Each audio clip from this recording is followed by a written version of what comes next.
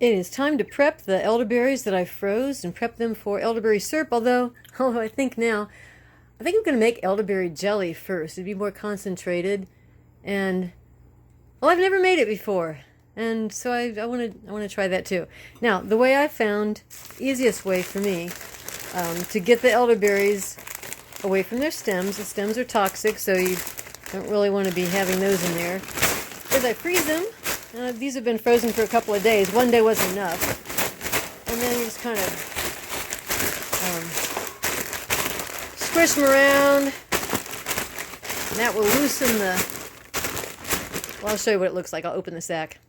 Because I grow my own elderberries, and they're, well, basically free. They're pretty easy care. I'm not going to worry if some elderberries are clinging to the stems. I will have enough.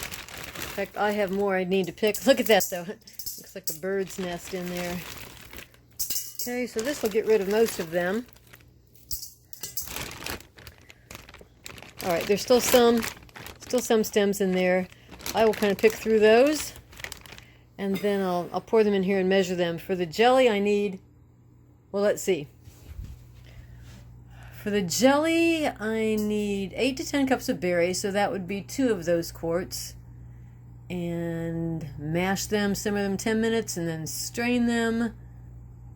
Add a 1/4 cup of fresh squeezed lemon juice, which of course mine's in the freezer.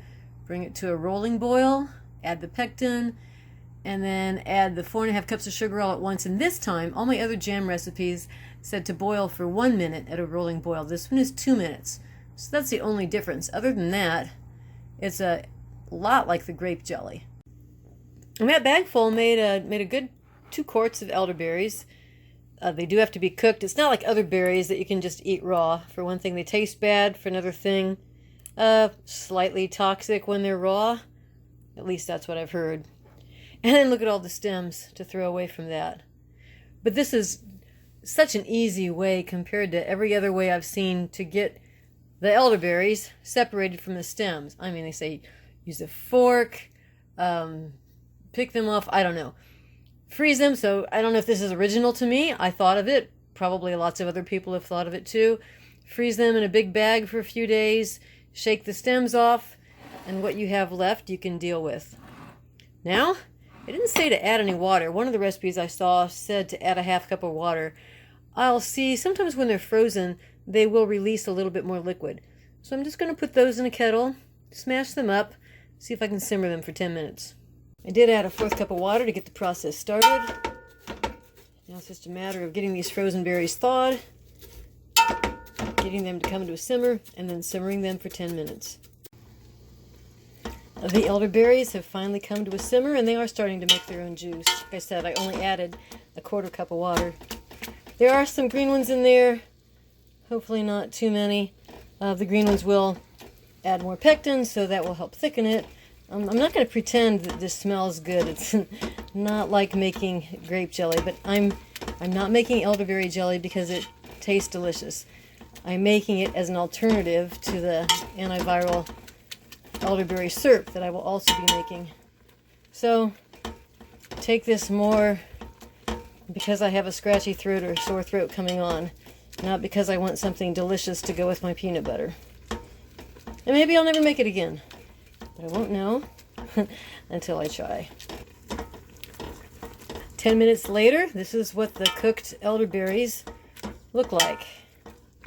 Right, I started with 8 or 9 cups of elderberries, frozen elderberries. I need to get 3 cups of juice out of this. So I'll take it off the heat, put it through the strainer, see if we can come up with 3 cups of juice.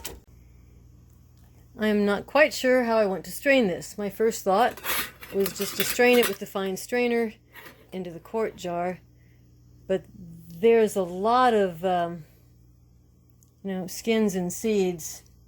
It's not going to fit in there. So I think, intermediate step, I'll dump it into here. That'll get rid of a lot of it, but it won't get rid of everything. And then I'll run the juice that still has some stems and stuff in the bottom there and run that through this.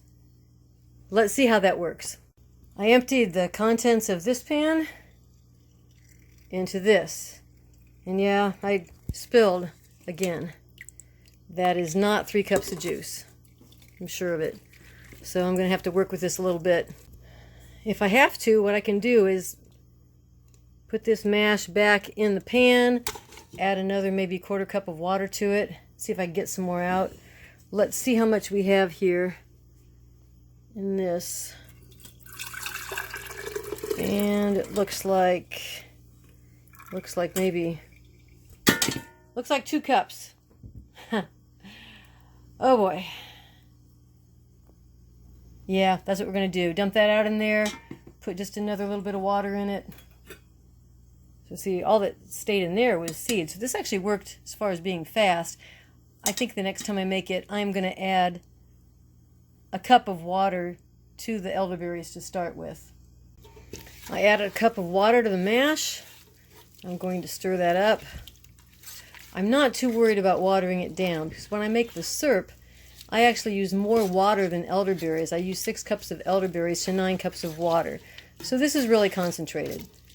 I'm not going to worry about it. We're going to get that last cup of juice out of here one way or the other. So you would think I added a cup of water to the mash and stirred it up. I should have a cup of juice. It doesn't really work that way.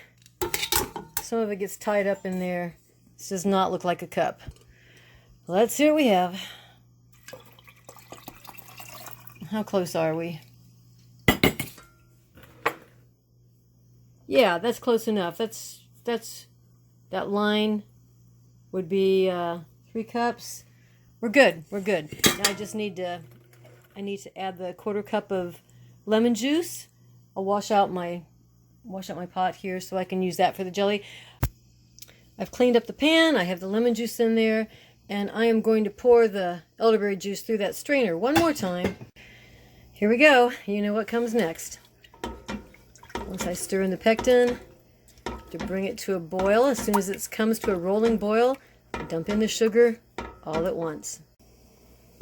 This is getting close to a rolling boil that can't be stirred down. Real close. It's a pretty color. Too bad it's not going to taste as good as it looks. As long as it's not horrible, that's all I'm asking. Time to dump the sugar in.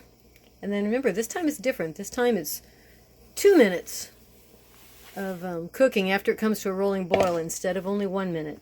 So once it comes to that rolling boil, you stir the sugar in. Once it comes to the rolling boil again, I will set the timer for 2 minutes and keep on stirring. We have a rolling boil, folks, so I set the timer for 2 minutes. And I'm hoping this doesn't climb the sides too much. It was foaming, which made me realize I forgot to add the teaspoon of coconut oil, so I added it. Might be too late. Now, I'm just wondering how horrible this is going to taste. I've had elderberry lozenges, throat lozenges, they were pretty good. And then I've had my homemade elderberry syrup, which is pretty not good. So if this is somewhere in between those two, I will consider it a success. We have another minute to go. 2 minutes at a full rolling boil or up. I'll take it off the heat, stir it for a minute, and then put it into, I think I'll use pint jars for this one. I never mentioned this on my other jam or jelly videos, but as you see me pouring this into the jars, it looks really runny. It sets up quickly. As soon as it comes even just to room temperature, it sets up, and then in the refrigerator, it will set up even more. So don't worry about it if it looks runny at this stage of the game. What color do we have there? Yes, it's a very pretty purple color. All right, let's see how much it makes. Here's a moment of truth, and it did make 2 pints, and this little one is not quite a pint. Normally, when I make something in my Indiana kitchen, I want it to be delicious. The only exception is if it has health benefits, like my milk kefir, for instance. We're going to see what this tastes like. I'm going to try it straight up. I was going to put it on another piece of my naan, which I'll show you how to bake that sometime here. How to make that from scratch. But this time I think I want the whole truth and nothing but the truth. How bad is it? Here we go.